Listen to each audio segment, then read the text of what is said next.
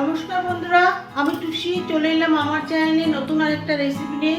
নতুন রেসিপি শুরু করার আগে পুরনো বন্ধুদের সাথে থাকার আমন্ত্রণ জানিয়ে নতুন বন্ধুদের আমার চ্যানেলটিকে সাবস্ক্রাইব করার অনুরোধ জানাচ্ছি। আর নতুন নতুন রেসিপি নোটিফিকেশন পাওয়ার জন্য নোটিফিকেশন বেল আইকনটা অবশ্যই অন ক্লিক করে রাখুন। আজ আমি আপনাদের সামনে নতুন ধরনের নতুন স্বাদে নতুন কিছু করে দেখাবো। আমরা তো মাছ মাংসের নতুন নতুন প্রিপারেশন তৈরি করে খাই। আজকে রেসিপিটা একটু আলাদা। এখন তো বাজারে প্রচুর এঁচড় পাওয়া যাচ্ছে, গরমের সিজন, তাই ভাবলাম এঁচড় দিয়ে একটা নতুন কিছু তৈরি করা যাক। এঁচড় দম পোক্ত। রেসিপিটি খেতে অত্যন্ত সুস্বাদু, পুরো ভিন্ন স্বাদের নতুন রেসিপি। আপনারা দেখুন, সঙ্গে থাকুন। আশা করছি আপনাদের কাছে আজকে রেসিপিটি খুবই ভালো লাগবে।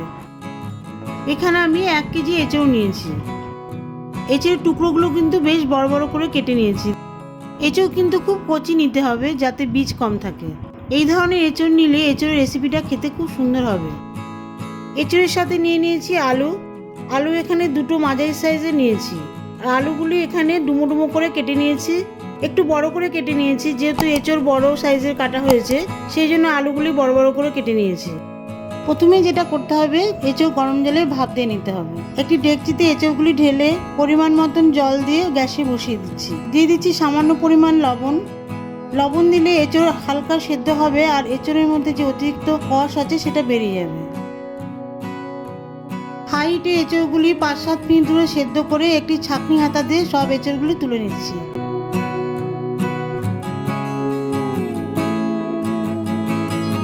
এঁচড় রান্নার জন্য প্রধান 2টি উপকরণ দেখিয়ে দিই। নিয়ে নিচ্ছি 25 গ্রাম কিশমিশ আর 20 গ্রাম মতন কাজু বাদাম। এবারে আলুগুলি ভেজে নেব। গ্যাসে একটি লোহার কড়াই বসিয়ে দিয়েছি। দিয়ে দিচ্ছি প্রায় 1 কাপ মতন সর্ষের তেল। তেল গরম হয়ে গেলে আলুগুলি তেলের মধ্যে দিয়ে দিচ্ছি। সঙ্গে দিয়ে দিচ্ছি পরিমাণ মতন লবণ আর সামান্য পরিমাণ হলুদ। হাই হিটে আলুগুলি লাল লাল করে ভেজে তুলে নেব। দেখুন, আলুগুলি কিন্তু ভাজা হয়ে গেছে। এবারে আলুগুলি তুলে নিচ্ছি।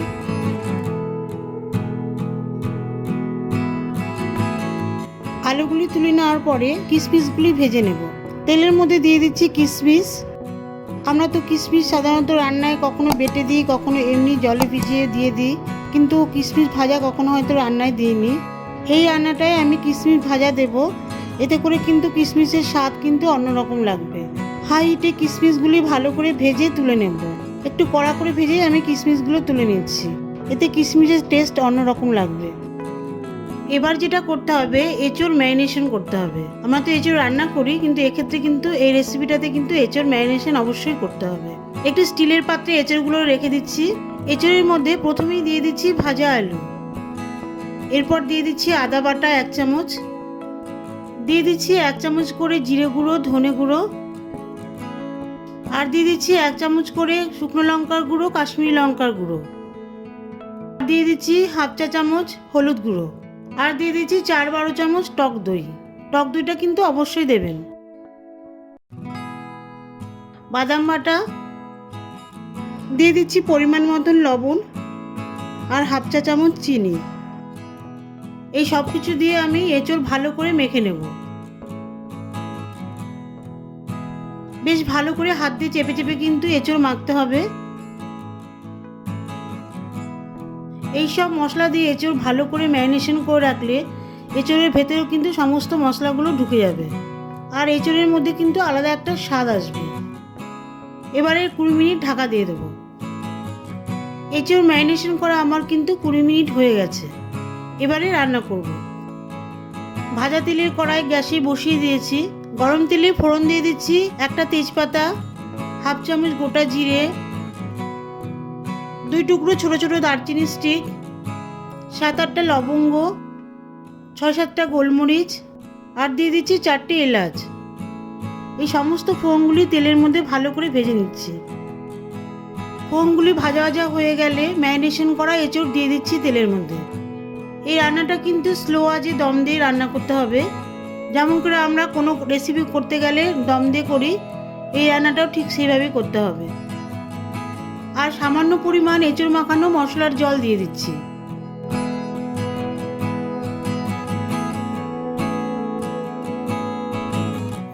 ঝোলের মধ্যে এঁচড় ভালো করে মিশিয়ে দিয়ে ঢাকা দিয়ে দেবো 20 মিনিট।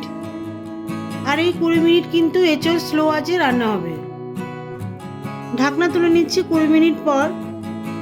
দেখুন ঝোল থেকে কিন্তু তেল বেরিয়েছে। দিয়ে দিচ্ছি ভাজা কিশমিশ আর দিয়ে দিচ্ছি 2 চামচ ঘি।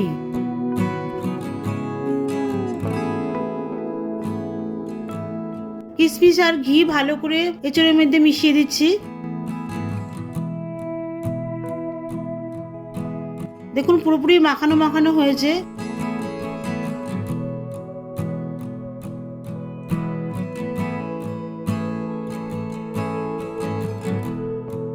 এঁচড় রান্নাটা কিন্তু আমার পুরোপুরি হয়ে গেছে।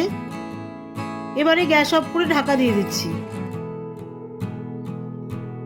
5 মিনিট পর একটি সার্ভিং প্লেটে এঁচড় দমপোক্ত রেসিপিটি পরিবেশন করছি। দেখুন দেখতে তো খুবই সুন্দর হয়েছে, খেতেও নিশ্চয়ই ভালো হবে।